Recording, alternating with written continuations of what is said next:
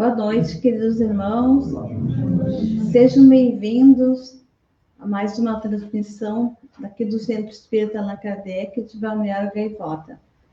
Também damos nosso cordial boa noite a vocês que nos assistem pelas plataformas digitais. Sejam muito bem-vindos.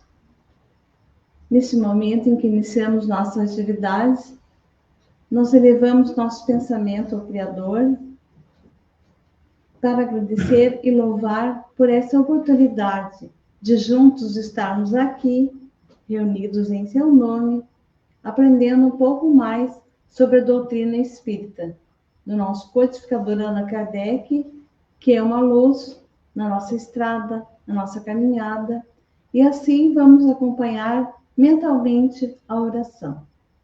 Pai nosso que estais nos céus, santificado seja o vosso nome, venha a nós o vosso reino, seja feita a vossa vontade, assim na terra como nos céus. O pão nosso de cada dia nos dai hoje, e perdoai as nossas ofensas, assim como nós perdoamos aqueles que nos têm ofendido. E por caridade, Senhor, não nos deixes cair em tentação, mas sim, livra-nos de todo o mal. Que assim seja. Agradecemos a Deus, a Jesus, ao nosso mentor, por essa oportunidade. E para hoje, meus queridos irmãos, nós vamos receber aqui, nessa tribuna, o nosso trabalhador da casa, o Rodrigo Gonçalves, que vai nos falar sobre um tema muito interessante, que é perturbações espirituais. Então, vamos vibrar positivamente para que ele possa transmitir tudo aquilo que, com muito carinho, ele preparou para todos nós. Rodrigo, seja bem-vindo.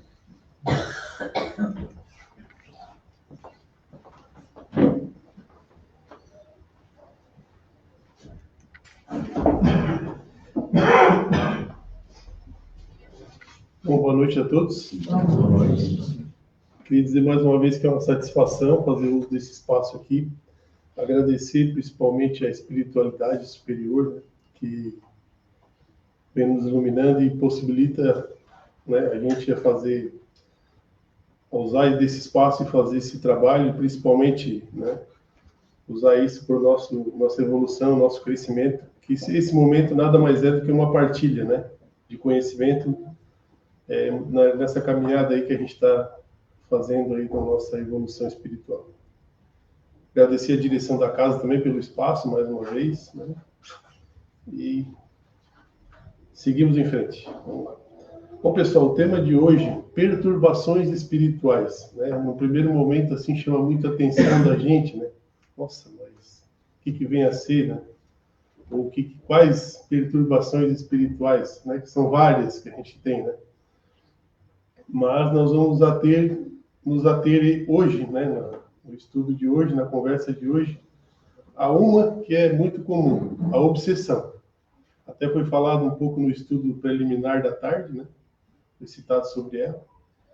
E nós vamos nos ater um pouquinho, né, porque as perturbações espirituais, na verdade, é um assunto muito longo, né? A gente pode se estender por vários temas, desenrolar ele em vários temas.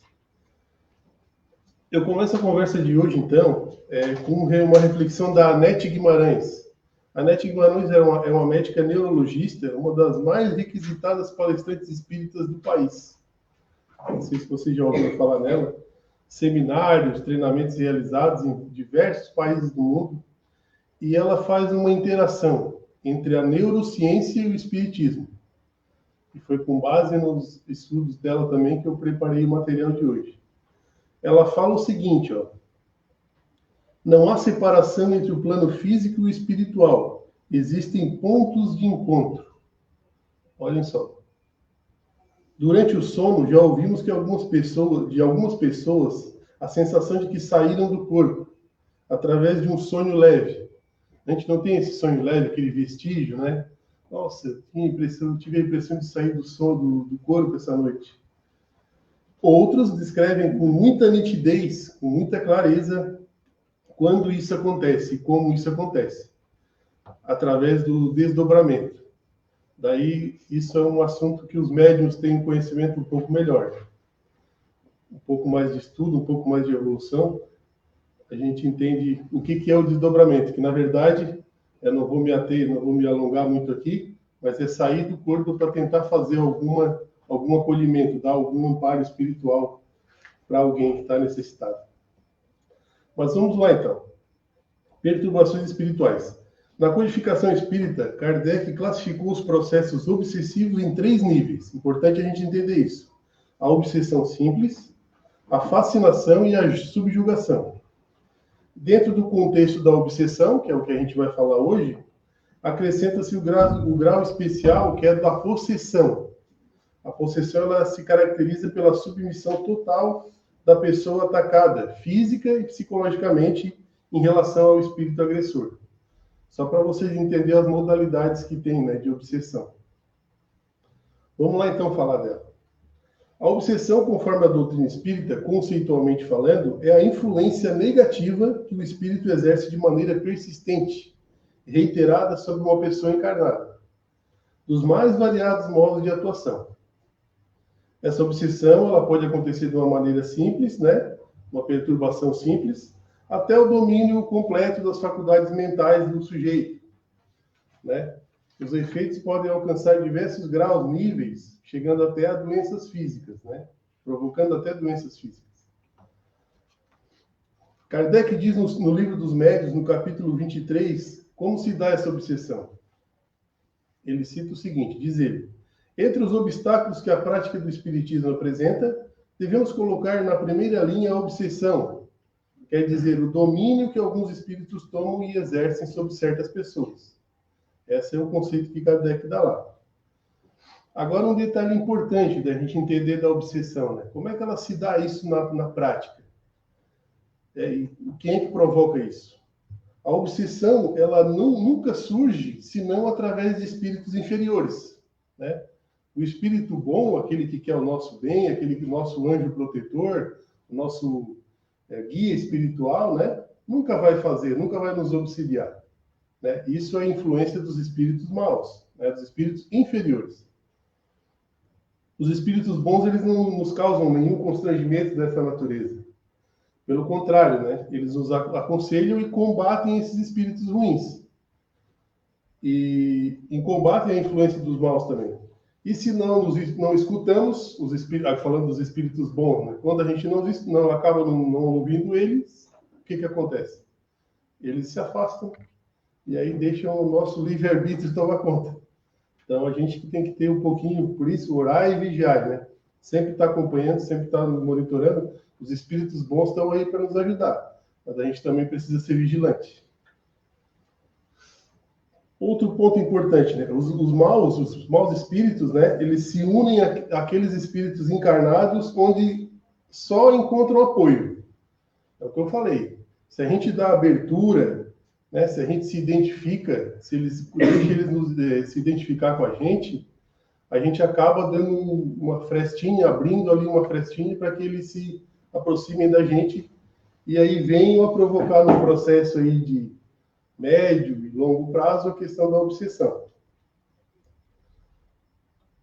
Kardec também cita o seguinte, ó: os maus espíritos, ao contrário, se unem aos espíritos encarnados onde encontram apoio. Quando conseguem assumir o controle de alguém, eles se identificam com o espírito encarnado e o conduzem como se fosse uma verdadeira criança. Vejam só a importância que isso tem, né? A gravidade que esse grau de obsessão ele pode chegar. O agente dessa má influência, o obsessor, é sempre de uma natureza inferior, como eu falei, próprios daqueles espíritos inferiores imperfeitos, né? Nesse processo importante, então, a gente entende que a afinidade, né, essa afinidade do espírito inferior com a gente, ele acontece através de uma conexão espiritual, né? Lógico. Muito próxima que a gente tem de alguém, né? Geralmente um pensamento ruim, alguma coisa que nos remete a uma situação que nos faz com que esse espírito inferior se aproxime da gente. né, os estudos, né, nos dizem que geralmente isso é fruto de uma relação que ficou presa, ou que ainda nos mantém acesa em alguma razão, lá no passado, numa vida passada. Sentimentos diversos, angústias, vingança, inveja, rancor, desejo de fazer o mal. Então, o obsessor ele pode dizer que se sente vítima do obsidiado numa vida passada e presente. E aí acontece o quê? Acontece essa perseguição. Ainda quando deixamos o canal aberto, como eu falei, né, a influência desses espíritos inferiores que se aproximam, então, para se divertir, né, ou para usufruir dos gozos materiais, sugando a energia da gente, né, dos encarnados aqui. Por diversas formas, através do fumo, através da bebida, drogas mais pesadas, sexo, né? E que nesse caso é comumente chamado, tem um processo, né, que se dá o nome, que é o vampirismo. O espírito se aproxima da gente e aí provoca todas essas relações, essas conexões. O obsidiado, então, ele é a presa do processo obsessivo, também evidenciando uma inferioridade moral. Quer dizer, se a gente entra na conexão do espírito inferior, a gente, né, querendo ou não, está deixando se levar, se arrastar por ele. De uma maneira fácil que a gente seja perturbado e influenciado pela predisposição de gozar ou deixar de levar pelos prazeres inferiores que é arrastado. Aí a gente entende o seguinte, ó, a literatura diz também assim, ó, muitas vezes não é nem tanto que o obsessor, o ofensor faz que atormenta o encarnado, mas o que o obsidiado, na verdade, o ofendido pensa ou como ele reage a uma determinada situação. Né? Por exemplo, o seu obsessor diz assim, ó, você é desonesto, é mau caráter, é um indivíduo imaturo. Se o indivíduo é melindroso, ele vai se sentir ofendido, certo? Agora, se ele deixa de lado isso, se ele não leva em consideração essa situação, ele tenta elevar o pensamento dele e desviar o foco, né? Na verdade, ele não vai dar muita abertura, não dar muita influência para isso, e vai acabar, né? Se o indivíduo é centrado, é equilibrado, ele tem uma resistência moral e tem uma capacidade de dividir isso, saber o que pode atrapalhar ele ou não, ele não vai se sentir desqualificado e desmoralizado de forma alguma, e vai afastar aquele tipo de influência e de pensamento ali. Tranquilo até aí? Importante a gente destacar, então, quando nos relacionamos com alguém do mundo espiritual, o espírito inferior, o primeiro contato é feito através de um campo vibratório, uma aura, né? Aquela energia que a gente fala. E essa relação, né, com o espírito, né, inferior, ela começa a nos intoxicar. E o nosso campo vibratório vai causando várias situações físicas que a gente sente fisicamente, que é o mal-estar, uma coisa sem motivo aparente. Começa assim, geralmente assim, do nada a gente sente aquele desconforto, né? Aquele mal-estar. Meu Deus, não aconteceu nada comigo, fisicamente eu estou bem, mas eu comecei a ficar desequilibrado, perturbado, o que está acontecendo? Então é um sinal para a gente começar a prestar atenção. A presença do obsessor vai nos trazendo uma irritação, uma inquietude, alterando o nosso limite de tolerância. Vejam só, mau humor nos gerando um grande desconforto na gente e quem está no nosso meio também. Aí a gente, a partir do momento que a gente fica irritado, começa a contaminar a nossa energia, né? A intoxicar as pessoas que estão do nosso lado. Geralmente não é assim? Quando vê, meu Deus, né? O negócio está descontrolado. E aí esse desconforto, né, na gente e em quem está do nosso lado, vai tirando totalmente a nossa serenidade e a serenidade das pessoas que estão do nosso lado também. Para que haja, então, a sintonia, a obsessão espiritual, é necessário haver essa sintonia, como eu falei.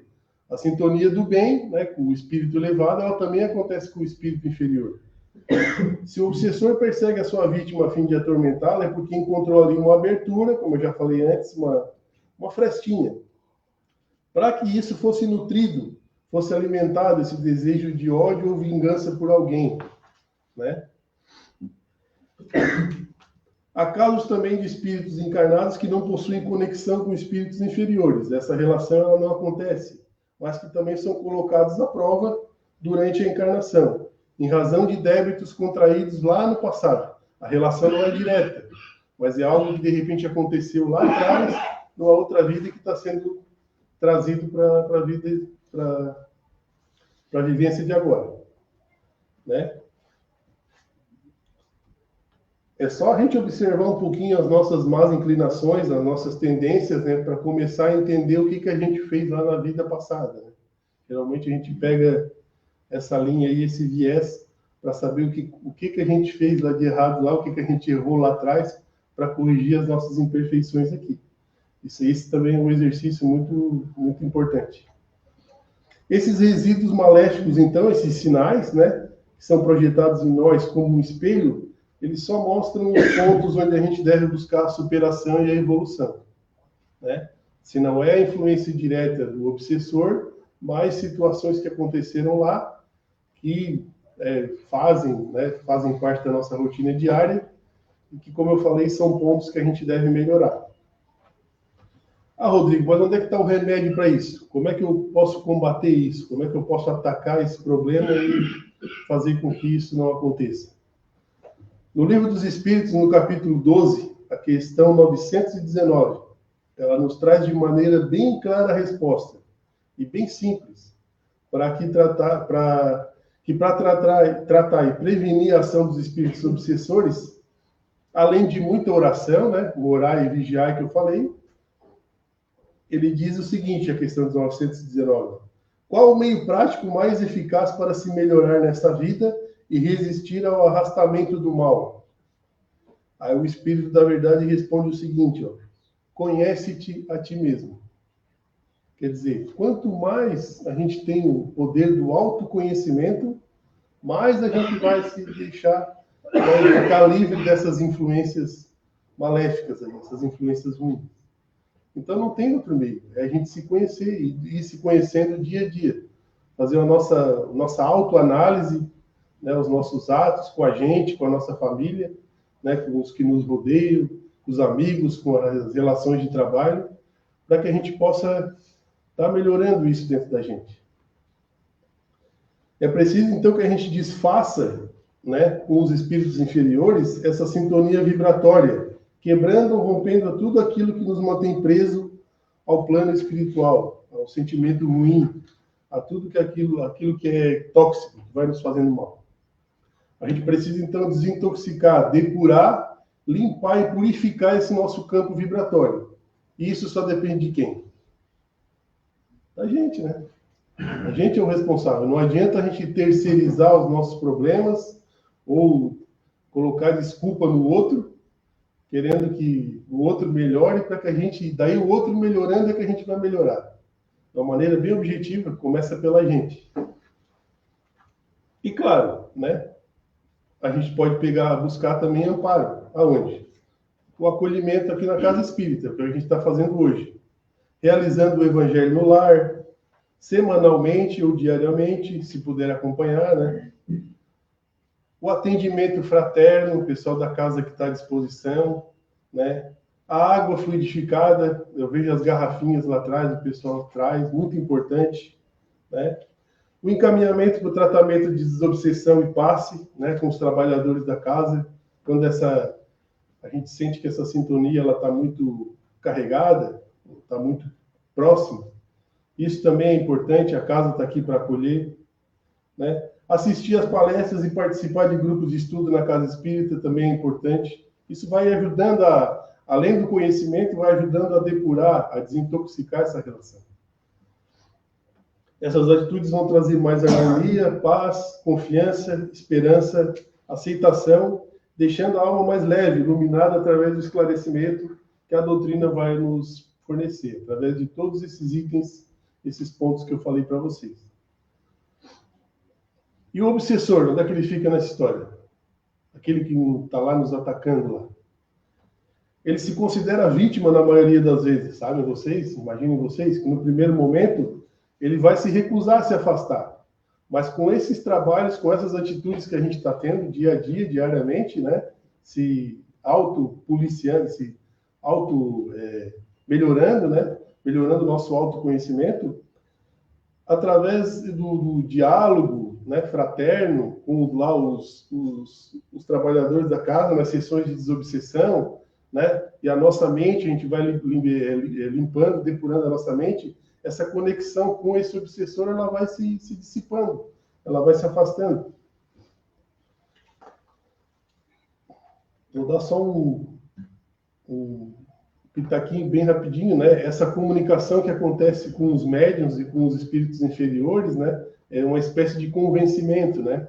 Claro que o encarnado também tem que ajudar, né? A pessoa que se obsidiar também tem que ajudar, mas eles vão, através de uma conversa, do atendimento fraterno que é realizado com eles, com muito amor, com muito acolhimento, eles vão, aos poucos, vão se afastando. E essa relação ela vai perdendo força.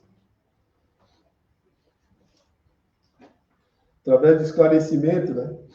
Ele recebe, por exemplo, a visita de uma pessoa lá no mundo espiritual, muito querida, um ente muito próximo. Estou falando do obsessor, tá?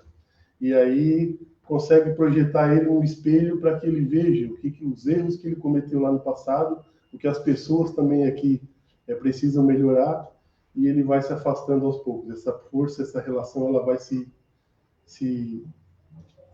desfazendo. Após o trabalho mediúnico, como eu falei, essa questão, né, de tentar afastar o espírito, né, o trabalho continua no plano espiritual. Durante o sono, os trabalhadores encarnados saem do corpo físico pelo desdobramento, como eu falei lá no passado, os médiuns, né, lá no início. E com o auxílio dos mentores espirituais, eles se conectam aos ambientes espirituais de muita luz, né, para finalizar esse trabalho de desobsessão. Né? Claro que isso é feito algumas vezes, para que daí esse espírito ruim, né, de inferior, ele se afaste. Tem um ponto muito importante que eu achei interessante citar aqui, que é a questão das crianças. Será que as crianças também são vítimas de obsessão? O que vocês me dizem? Sim ou não? Sim, né? Então, no momento, uns 20, 30 anos atrás, a doutrina tinha muita resistência ainda em dizer que as crianças não recebiam essa influência. Mas elas têm sim, tá? Bastante. O Espiritismo nos esclarece, então, por diversas obras que no processo reencarnatório prolonga-se até os 7 anos de idade da pessoa. Olha só. Nesses primeiros anos de vida física, o espírito, na fase infantil, mantém vínculos bastante estreitos e intensos com o mundo espiritual. A presença de espíritos amigos, né? As crianças geralmente falam, eu vi um amiguinho, ou eu vi alguém que passou, já ouviram falar isso? São os espíritos lá se conectando através, né, dessa maneira aí. E a presença de espíritos amigos, né, de espíritos protetor, é a mais próxima possível, tentando sustentar esse recomeço, esse planejamento reencarnatório que ela vem fazer aqui. Tanto os espíritos obsessores, né, os espíritos inferiores, como os superiores também. A conexão acontece das duas maneiras. Durante muito tempo, acreditava-se na ideia de que a criança não sofria, então, as atuações de obsessores. A prática, porém, através de médiuns, né, mostrou e nos mostra outra realidade. Assim, muitos dos incômodos, doenças ou problemas apresentados na fase infantil, eles foram sendo identificados com a presença de espíritos perseguidores, evidenciando que os processos obsessivos também atingem as crianças. Em 1981, a Sueli Caldas Schubert, ela, no livro Obsessão e Desobsessão, ela já alertava que o número de crianças, né, obsidiadas, que aumentava consideravelmente. Uma das primeiras médiuns aqui do Brasil através da sua comunicação com o mundo espiritual, a trazer esse conceito. Né? Ela recebia diversos... Como é que isso chegava para ela? Ela recebia diversos pedidos de orientação de crianças que apresentavam o mesmo problema de ordem obsessiva, casos assim gravíssimos. Eu estava lendo alguma coisa no livro. Uma criança de 3 anos e meio, por exemplo, ela vinha tentando suicídio de diversas maneiras. Olhem só, a idade da criança. E pela essa relação muito próxima com obsessores, né? E o comprometimento espiritual dela era muito sério. Só para vocês verem, uma criança com 3 anos e meio de idade. Né? A ação obsessora das entidades obsessoras nas crianças também, elas acontecem de diferentes formas, né? Desde as perturbações do sono, causando pesadelos, tanto quanto provocando inquietação, irritação, medo, agressividade, mudança de comportamento, depressão, tristeza, complexos diversos. Perturbações com o aprendizado, né? Geralmente é isso que a gente ouve das crianças, né? Ah, não estou conseguindo dormir direito, pai. Ou, né, tem alguma coisa que está me incomodando direito, mãe. Né? Não está me atrapalhando. Então são isso, né? Essas crises de ansiedade que a gente ouve com muita frequência nas escolas. Quem trabalha com educação aí, né, sabe como é que isso funciona.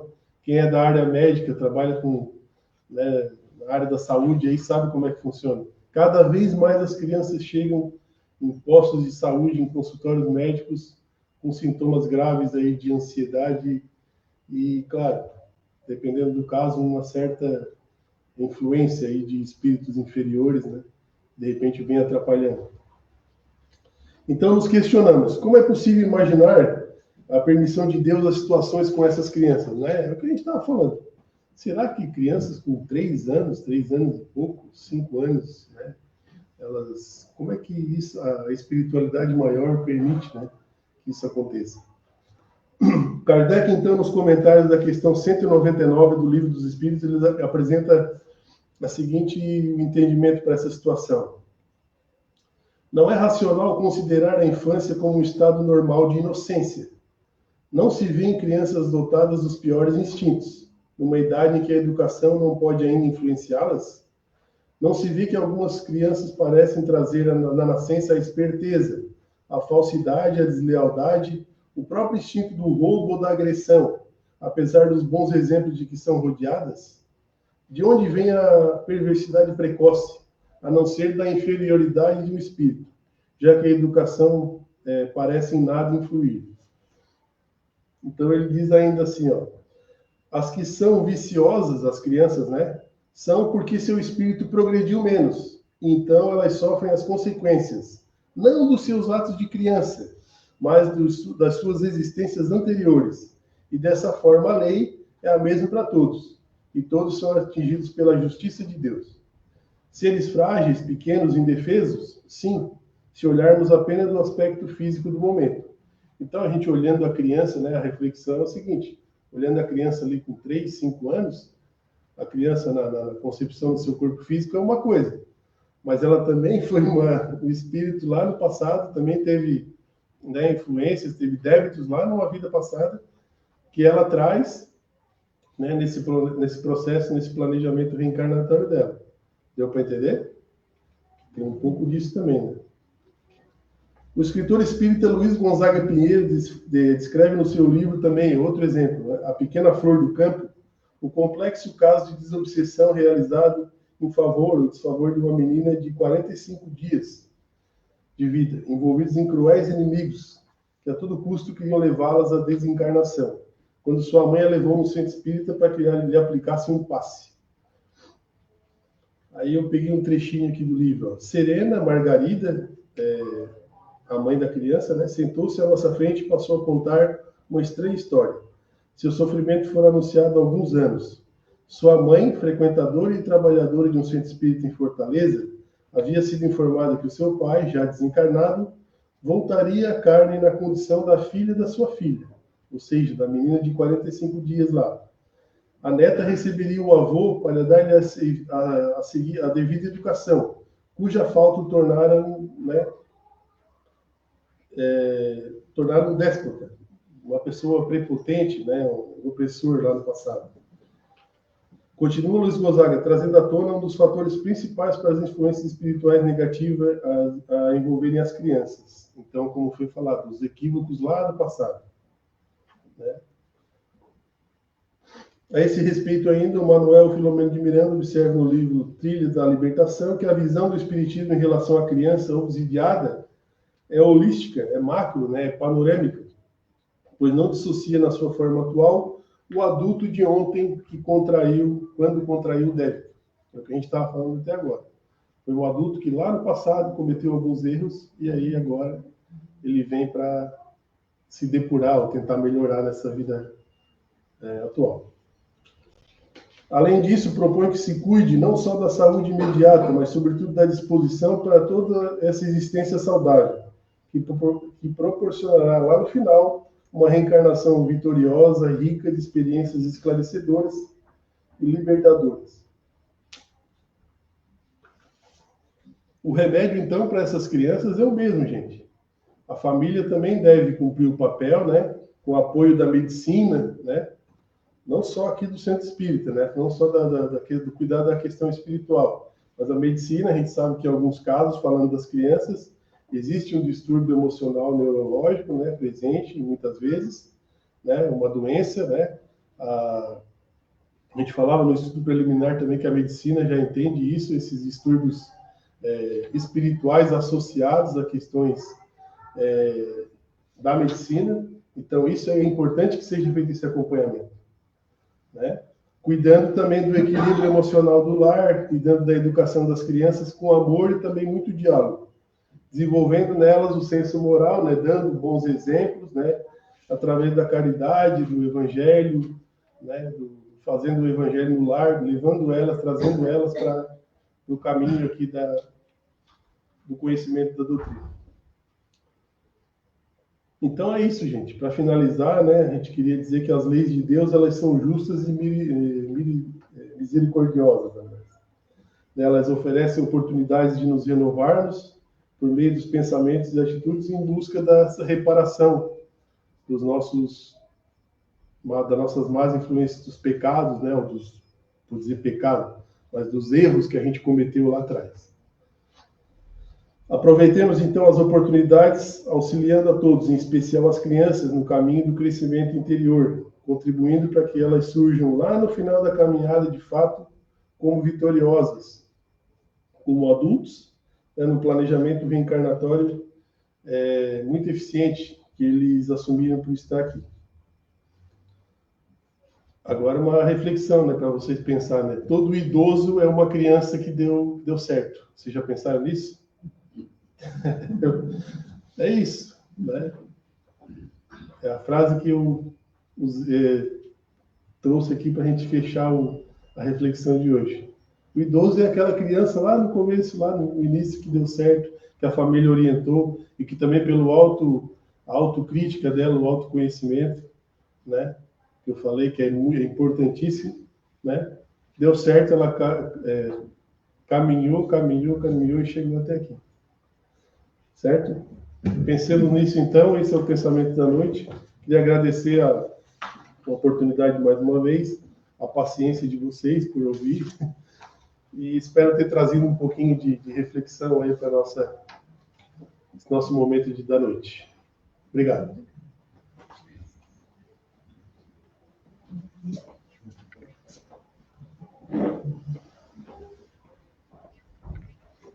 Nós agradecemos a bela reflexão que o Rodrigo fez, levantando vários pontos da nossa doutrina espírita para nos ajudar a solucionar tudo aquilo que nós necessitamos. E agora nós vamos passar para a segunda parte dos nossos trabalhos na noite de hoje, com o nosso passe coletivo. É um momento em que nós vamos nos conectar com a espiritualidade superior, cada um mentalizando o seu espírito protetor, que nesse momento vem nos ajudar. Pedimos, assim, a todos que estão em suas residências, podem colocar um copo de água para ser fluidificado, que junto a cada um de nós estará um trabalhador da espiritualidade que vai nos repassar as energias necessárias para o fortalecimento do nosso corpo físico, do nosso corpo espiritual. E assim, nós pedimos nesse momento, Senhor, que a paz do Mestre amado nos envolva com muito amor, nos trazendo as energias para nos curarmos daquilo que nós precisamos, melhorarmos nas atitudes, no pensamento, no dia a dia, com os nossos semelhantes, e podermos fazer também a nossa reforma íntima, cada dia sendo um pouco melhores do que ontem, Senhor. Nesse momento, nós pedimos pela paz no nosso planeta. Pedimos por aqueles irmãos necessitados de afeto, de carinho, de sobrevivência material nesse mundo que às vezes é tão duro, Senhor. Mas que temos a certeza, através da nossa amada doutrina, que estamos aqui em evolução, num processo de evolução, onde todos teremos um futuro glorioso. E assim, Senhor, nós oramos. Pai nosso que estás nos céus, santificado seja o vosso nome, venha a nós o vosso reino. Seja feita a vossa vontade, assim na terra como nos céus. O pão nosso de cada dia, dai-nos hoje. E perdoa as nossas ofensas, assim como nós perdoamos aqueles irmãos que nos ofendem, que nos maltratam. E por caridade, Pai, não nos deixes cair na tentação, mas sim livra-nos de todo o mal. Também aproveitamos a oportunidade para convidarmos a todos para estarmos juntos novamente amanhã no nosso Evangelho, que será híbrido e presencial aqui do Centro Espírita. Desejamos a todos uma ótima noite, uma semana maravilhosa e até o nosso próximo encontro. Que assim seja.